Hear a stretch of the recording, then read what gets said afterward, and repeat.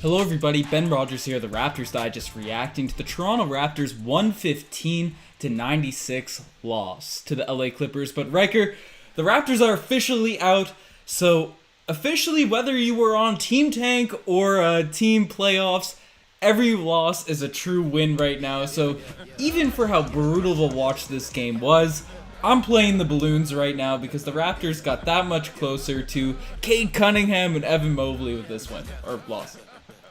For Jalen Green, I've been brushing up on my draft prospects, Ben. I know at least the top 5 projected players now in the NBA draft, so that's exciting. But this was really a wire-to-wire win for the Clippers.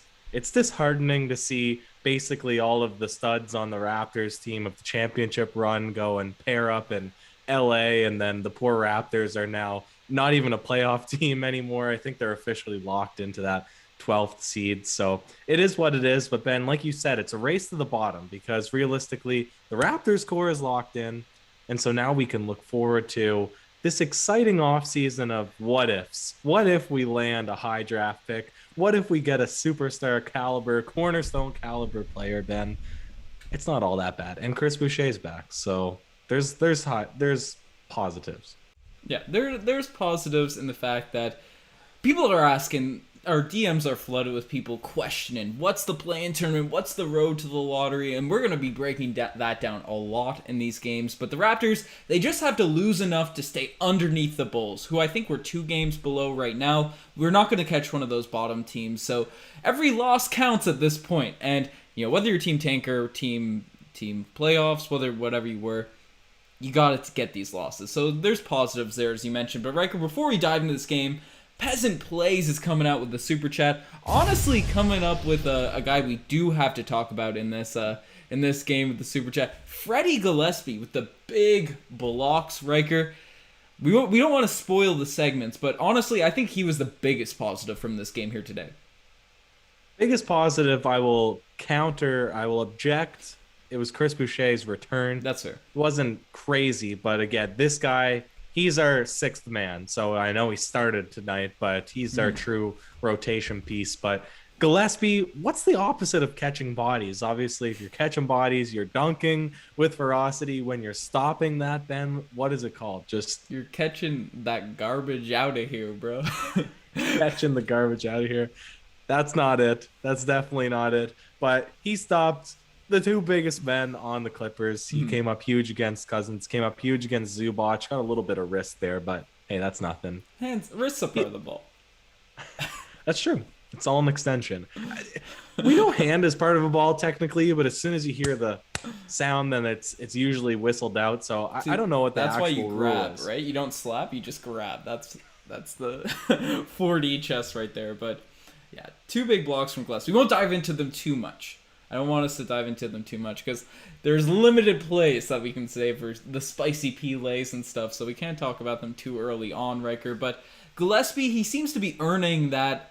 He had that little dip there after he signed that contract. It's non-guaranteed into next season, but after that little dip, he's played well in recent games, which is exciting to see. His energy's high.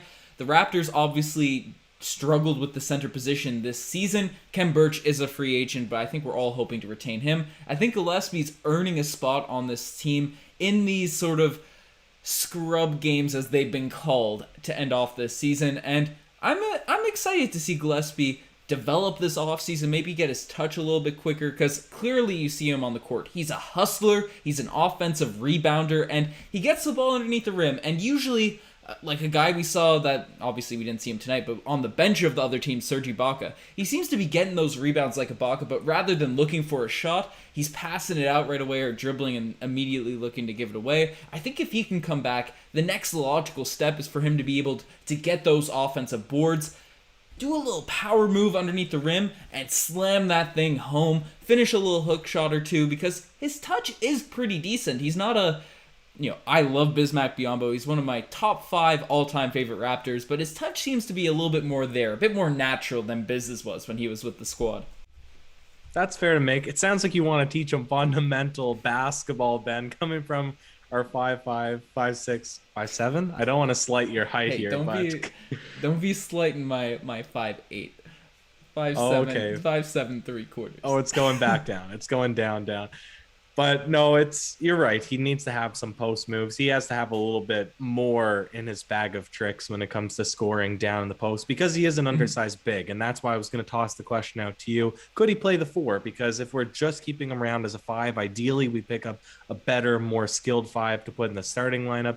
Kem Birch becomes the backup center, and you wouldn't have a lot of playing time unless you could use him as sort of a combo 4-5 and Freddie Gillespie. So we'll see. We'll see what happens. I'm excited for offseason. I'm excited. I'm not going to say to break up with Stanley Johnson and Bembry and some of the likes of those guys, Aaron Baines, etc. But I'm excited to just shake up this roster a little bit, have some better sort of chemistry, have some better set lineups. Crazy stat of this game was tonight was the 35th different starting lineup that was ran this season. There was only 60 odd games, Ben. 22 of those 35 lineups were only used once. Those starting lineups were only used once. That's insane. How can you possibly get consistency when you're switching it up that much? Now, injuries, COVID, everything. There were so many factors that went into this season. But Ben, you'd have to think under a normal season, this team would be a little bit better.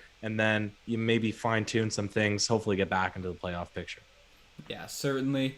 That's the big thing with this offseason. And Michael Grange brought it up at halftime. The exciting part of this year, the time when everyone should get juiced to be Raptors fans, is this offseason. Maybe not the next couple of weeks when the player interviews are happening. And we do have to make a video on Masai Ujiri because there was some news surrounding him. His re-signing is going to be coming up soon.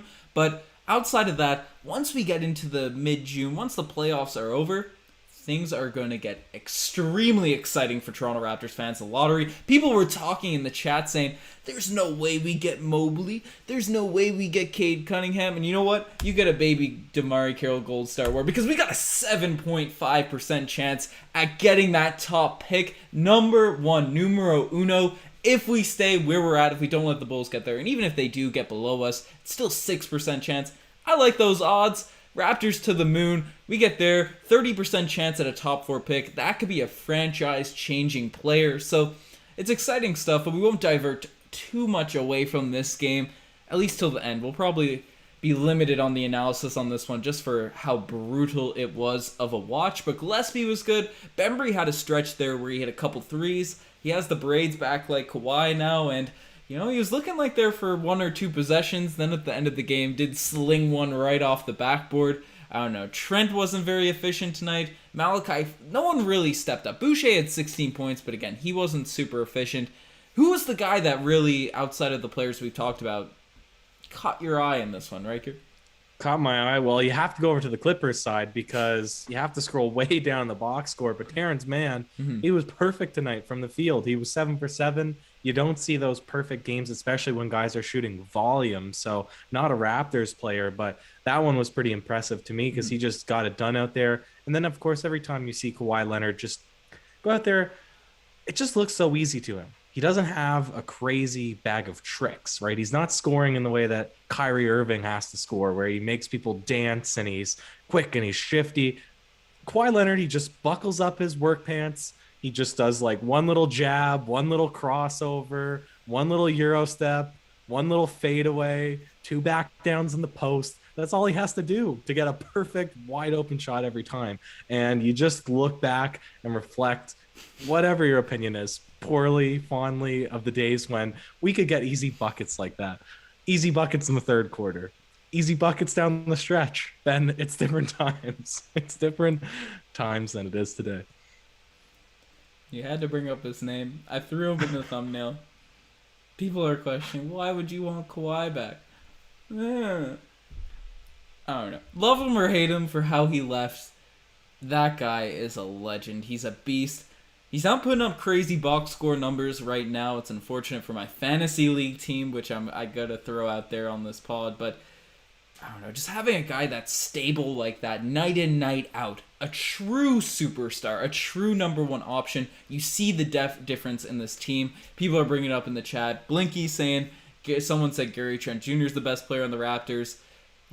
Kyle Morrison's agreeing with him. Some people obviously say Siakam, that's the expected guy to take the lead. Jake Dilla saying Fred VanVleet's the best player on the Raps. And the thing about it is, on any given night, they can be that, but on any given night, they struggle. And the thing about Kawhi, even on the nights he struggles, you can tell he's still the best player on the floor. And you just miss that presence. And Ryker, the saddest part about this game, the saddest realization, because we already played the balloons. Kawhi's in the balloons, bouncing around and all that. I'm playing them back up again. But the saddest part of this game for me, Ryker, was, remember when we thought this offseason, 2021, was the year? 2019, we're reflecting. If we keep Kawhi, we bring in Giannis, super team. Then we lost Kawhi and say, okay, we got Serge, we got the boys. Giannis is going to come, and it's going to be a massive roster. We lose Serge. Giannis signs with the Milwaukee Bucks on a multi-year supermax deal. And now we have the guys, okay, we still have most of our core, and then we lose Norman Powell. We just suck this season. And now the biggest free agent guy outside of Masai Ujiri that's on the market isn't even a player either. It's Nate Bjorkgren. It's the only guy people are talking about on Raptors Reddit. Will the Pacers fire Nate Bjorkgren so we can bring him back as an assistant? Ryker, we had Kawhi. We mentally, physically had Giannis in our heart of hearts. Let me say this, Ben. You had to bring him up just to crush the spirits. Let me get your and everyone's hopes back up. Don't need to worry about free agency because people are concerned that the statistics aren't in our favor with this upcoming draft. 7.5%. That's not enough to start cheering on our chances of getting a high draft pick. Well, let me tell you what, I've been delving into other comparable statistical figures. The likelihood of having twins, 1 in 250. The likelihood of getting accepted into Harvard University, 7.4%. Jeez, the likelihood of losing, there you go. The likelihood of losing something in the mail, between 3 and 4.7%. All of these things you wouldn't think are insurmountable, but alas, they are all less likely than us getting the number 1 draft pick. So don't fret. Don't fret. There's always hope. There's always a chance. There's a lot more morbid things when it comes to statistics, but I wanted to keep it lighthearted. Being ambidextrous, only 1 in 100. Well, 1 in 100. Yeah, only 1 in 100 if you can use both hands. So shout out to everybody. Shout out to all the NBA players that can score with the left hand and the right hand, not just NBA guys, but anybody. We know the challenges of shooting with the right hand on the left-hand side. We see it all too often. All too often. I'm a culprit from time to time. But Ben, how about we bring it into the segments? If there's anything we need to come back to, we can bring it up after. Yeah, certainly. And tonight we alluded to it earlier, the spicy play of the day. And it's got to go to Freddie Gillespie, who had 2 monster blocks in this game. The most notable of which was on it was Zubac, who came down the lane, big guy, 7-footer, monster man, who had a few buckets against the Raptors, and Gillespie blocked the shot. You mentioned it, a little bit of wrist in that one, but not only did he block the shot, but this man went up to the Clippers bench and said, you know what, I'm an undrafted guy. I'm a guy that just got picked up on a 2-way. My contract is here, and Kawhi, you decide to leave it. The Raptors are my team now. And he went up and said, no, that's not happening in my paint. You gotta love the swagger from Freddie Gillespie on a play like that. Yes. And again, wasn't just him. I don't know if you mentioned the Zubac block or the Marcus Cousins block, but again, out there doing the opposite of catching bodies, preventing bodies from being caught. I guess that's the opposite, unless somebody can think of what the actual name is for a big emphatic block. But then not all plays can be the spicy play. Some just make you say, oh geez. Ben, we got some clean OG sweaters that have been printed. They're off the press. They're coming our way. They're coming everyone's way. If you want to go over and order one, I don't know if we have an animation for that yet, but OG's tonight for me, I believe. Now, maybe my eyes deceived me. I was a little bit in and out of this game in terms of my enthusiasm in watching it. But it looked to me towards the end of the third quarter, blowout game, couple of Toronto Raptors defenders back. Rajon Rondo goes on, still on a fast break, but in traffic to throw a bounce pass alley-oop, smash it down off the ground. He didn't get it anywhere close. It bricked off the backboard, off of the bounce. It just seemed incredibly unnecessarily flashy, a typical Rajon Rondo thing to do. Did you see it as well? I see your facial expression. See, there's basketball plays, and Rondo's a flashy player. I throw the no look passes. I like the flashy passes there. I respect them. Then there's the all-star passes. Those ones you throw off the glass to your teammates. Maybe get a John Wall bounce that he had in the rookie showcase game. That's one that's jumping in my head. And then you have Rajon Rondo, who looks at this game, obviously done with it. Probably done with this regular season. Playoff Rondo's just ready to come and looks at the Toronto Raptors, this team, the Tampa Raptors, not the Toronto Raptors, and said, you know what? I'm just going to take a possession and slam the ball off the ground, go straight off the backboard, and to no one. There wasn't even anyone there. The audacity to do that. You can't say anything because we are tanking. The Kazoos are playing night in, night out, so the Raptors have lost that respect. But it just hurts. It hurts to be on the other end of a play such as that. Yes, that was a Kevin Love-esque play. There's guys out there with the temper in this league. I think the NBA did a disservice to the players by making it this long. No fans. What are you playing so many regular season games for? Then you have everybody in the play-in tournament is basically upset about having a play-in tournament, right? It drew on unnecessarily long, and you can see it by the demeanor of some of these guys. It is what it is. But Ben, the last one, the DeMar Carroll, you gave one out to the fans in this one. The fans, I don't know how many people we have watching. I was trying to keep my eyes off of the comment section in this one. We're up. We big up. Ooh, wow. Lots of people interested in this big blowout loss, so shout out to everyone. But did anything stick out to you gold star wise? I did a little bit of name dropping at the beginning. Do you have any players in particular? You know, it's the whole team can get it in this one. The efficiency was bad, and you're playing the LA Clippers, regardless if you're tanking or not. You want to at least put up a fight. But the Raptors are not undefeated. They are defeated to the LA Clippers ever since Kawhi Leonard moved down to, what is it, West South Beach? I don't know what to call the California, LA conference, whatever. But the Raptors have not beaten Kawhi Leonard on the LA Clippers. And yes, I'm still bitter. I'm still bitter at Kawhi for leaving. I don't dislike the guy, but why you gotta go to the Clippers? Clippers are my least favorite team at this point, so I don't know. I just want to see the Raptors get a win against the Clippers at some point while Kawhi Leonard's on the roster. Who knows? Maybe he'll leave for the Knicks next season. I don't know what's on the go with that. Trent, he was a little bit disappointed. I guess he's coming back. He's been in and out of injuries, but 3 of 16 from the field from Trent, 9 points. We jokingly talked before the podcast that Trent is actually helping the Raptors out by pushing down his value in occasional games. It seems with Trent's tenure on the Toronto Raptors, it's either record-breaking blowout monster performances from Trent or these sort of duds we've been getting from him every now and then. Yeah. What do you think is, with a guy like this, right? I forget what they call this in statistics, but when you have these ebbs and flows or the peaks and troughs, whatever you call them, and then you take the mean line, it might just be the mean. Mm-hmm. What is his mean? Is it... That variance is high.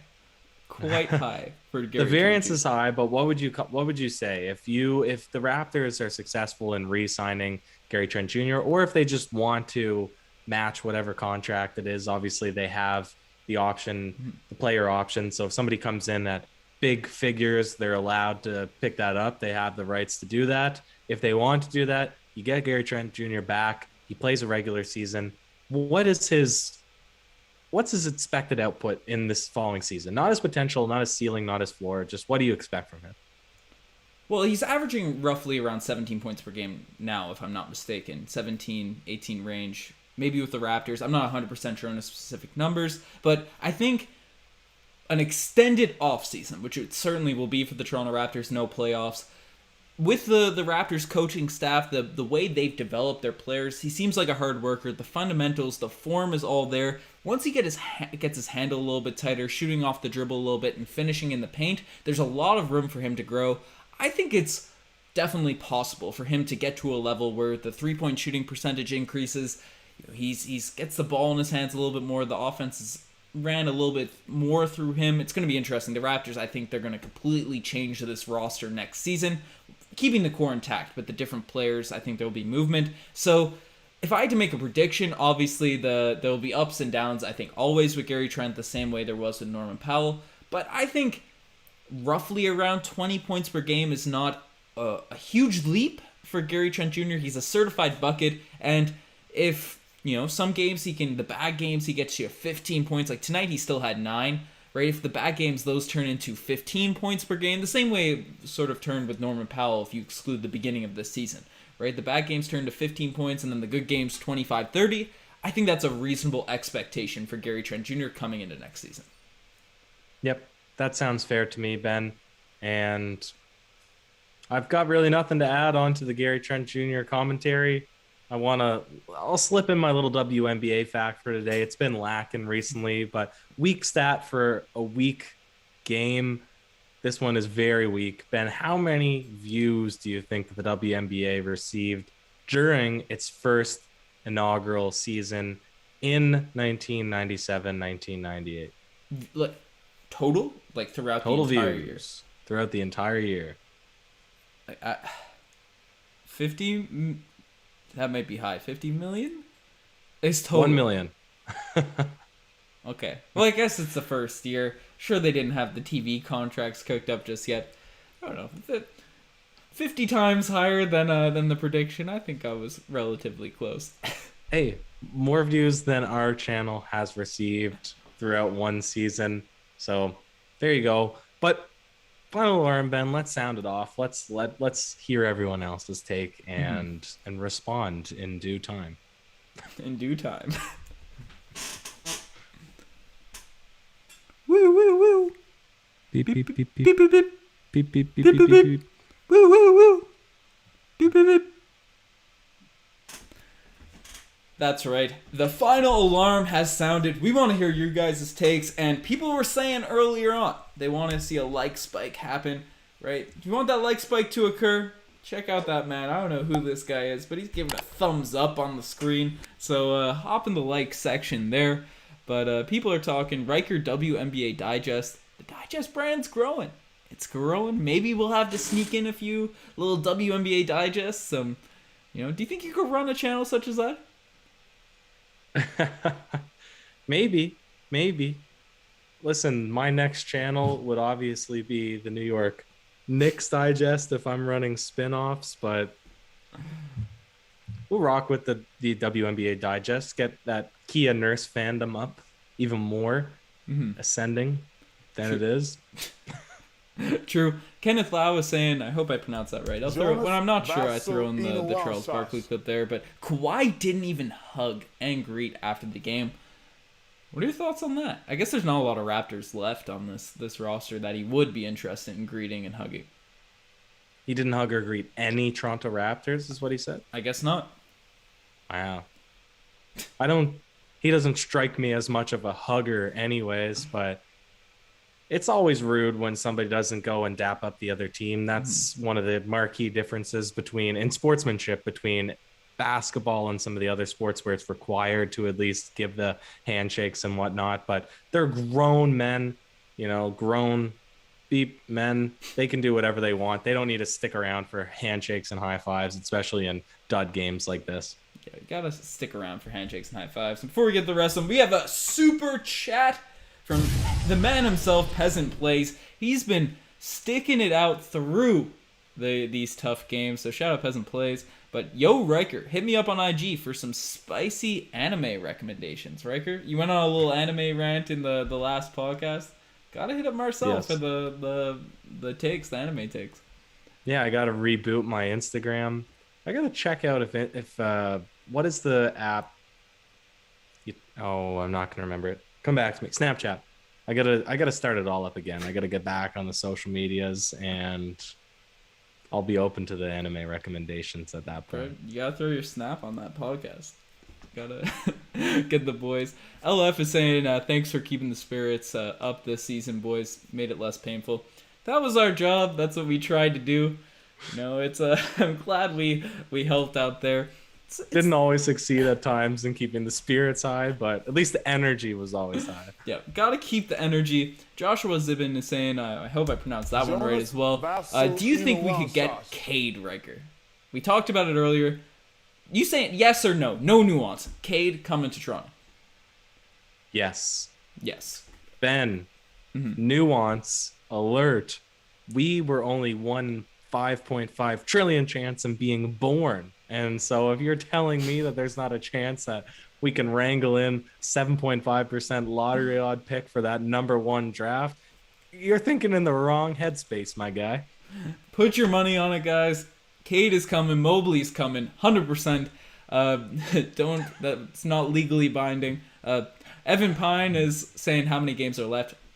We didn't check officially, but we deducted 3. 3, you're right. Sunday's the last day. Okay, perfect. So 3 more games, 3 more great reaction podcasts. Then we get to some wild stuff. And people don't want the Tyrone McKenzie does not want the WNBA. Phil B saying we got 6 million total views. Actually added that to my CV today. Just gotta flex it to people. We have 6 million views total on this video right now, Riker. over our 4 years. Yeah. Wow, that's pretty cool. Yeah, no, it's pretty solid number. It's pretty exciting. Clippers are winning the championship. Moaz Tariq. I'm keep giving myself the Charles Barkley animation, but sadly, as disgusted I am with those LA Clippers, as I dislike that team, you may be right. So that's an unfortunate thing there. Do you know anyone specifically at the 7th pick? People are asking. At the 7th. Yeah. So we have Cade, Mobley, Jalen Green, Suggs. Suggs. Suck for Suggs. That's my. I thought I had 5. There's a tall and point I've been guard, exposed.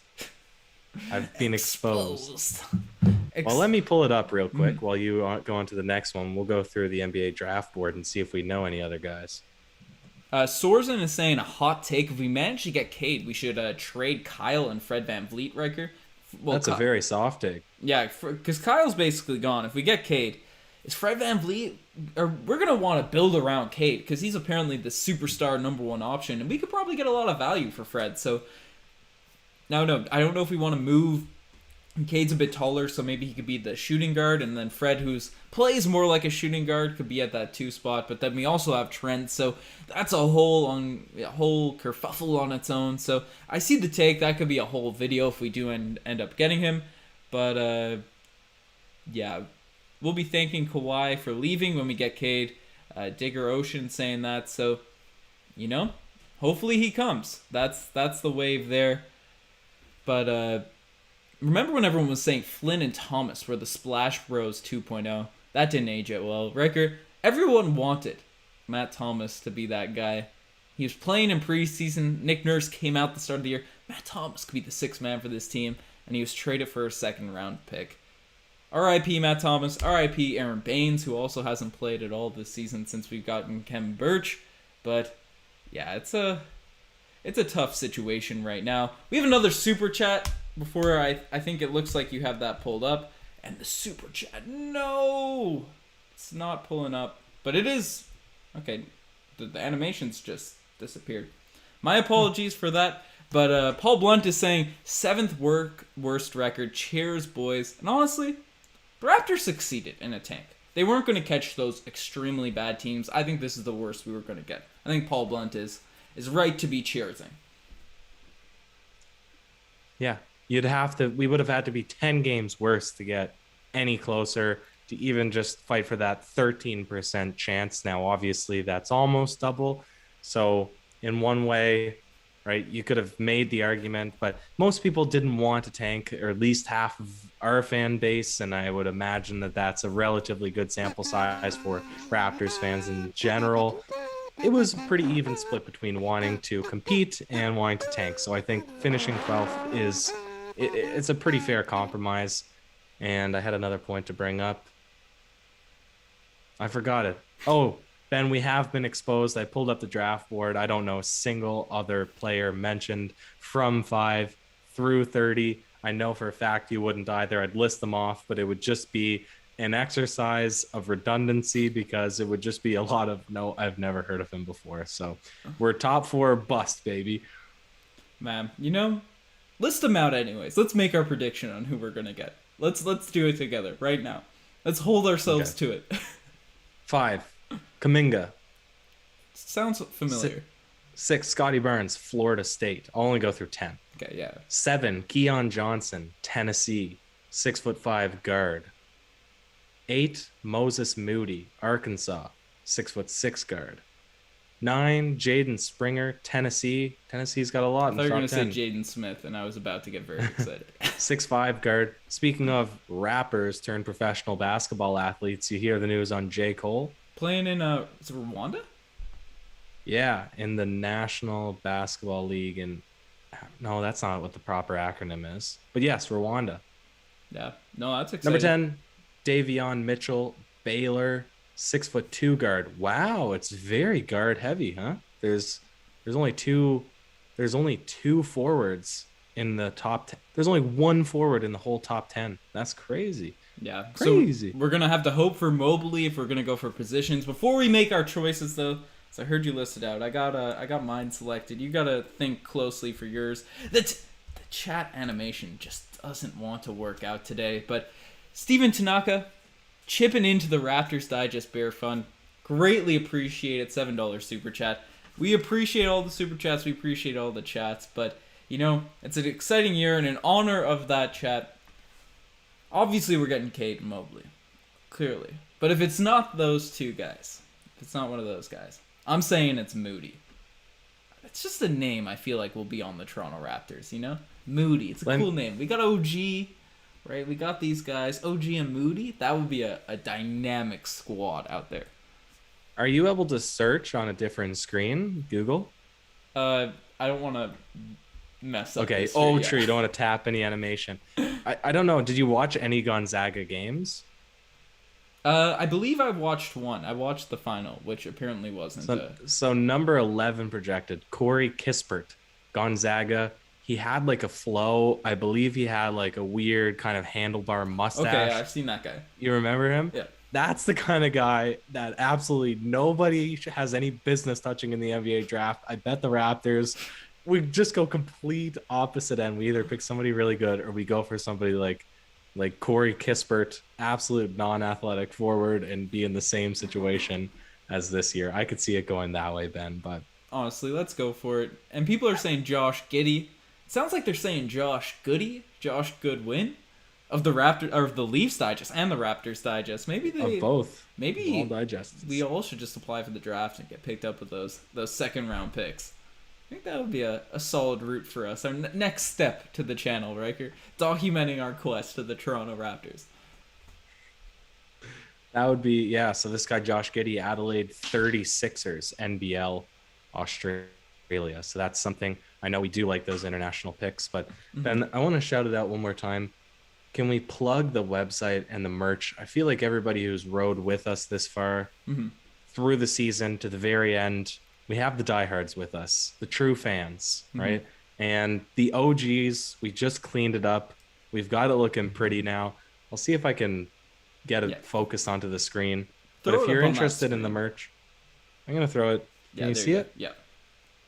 Is that centered? Yeah, that's centered there. The OGs That's looking pretty good. We got, our special one. Yeah, you definitely can't see that one. Got the Raptors main. Oh, I didn't take a picture of it. Whatever. Point is, it's up there. It's hanging right behind me. Point is, you've been rocking with us this far. Season 1 of our merch line. It's out. If you're interested, RaptorsDigest.ca. Yeah, .ca. RaptorsDigest.ca. Go to the store tab there. Pops up to a nice Shopify site. Safe transactions. Quality stuff. Designed by both of us. We got our designer minds. What was that called? The movie with the look steel. Blue steel. Zoolander. They're designers. Will Ferrell's the designer, I believe, in that. I think they're models. They're models. I think Will Ferrell is the designer guy for it. We got our whoever Will Ferrell is in that movie on. Design these up, so definitely check them out if you like them. quality stuff. We're waiting for them to get shipped to Newfoundland, so we can flex. And Philippe, if he's watching this one right now, it's been emailed. It's shipped. Yep. It's hot off the printing line as of yesterday or 2 days ago. I've shipped it. I will email the tracking code to you, sir. So big plug for that one. Yeah. Ben, it's going late. Shout out Design My Apparel. We got to shout them out more. Oh my goodness. None of the animations are playing at this point. I think it's over at this point in terms of animations. But shout out Design My Apparel. You can use the promo code RAPS20 to check them out. Quality stuff. That's where we get our stuff. If you want some custom merch, check that out. And obviously come raptorsdigest.ca for those things there. You know, this kind of has dove into a draft talk inside the chat. You and I are not super prepared for a direction such as that right now. But this game, I certainly get why we've moved towards draft talk. But Ryker, anything you want to dive into before we close out this game? Any chats catch your eye? No, I'm not on the live right now. Oh geez. I'm not checking the chats. But Ben, we'll come back with some draft knowledge so we can get into it after next game's lost, because we know that's coming. That's what we need to do. Ben, it's a good point to sign it off. 12-12, lucky number. If you want to sign it off. I like the nose tab there. But you guys are the best for making it this far. Check out the Twitter, the Instagram, all that cool stuff. We have a new animation too. Didn't get to use it today. No conspiracies on this podcast. But we'll save it for the next one once my animation set is working. But again, check out Raptors Digest CA. Just even if you're not interested just yet, just give it a little peep. Tell your friends about those OGs hoodies, the designer owls, quality stuff. And big stuff in the works. The Raptors Digest, the Digest community, Courtside Digest community. Who knows? But Ryker, do you have any last words? Ben, just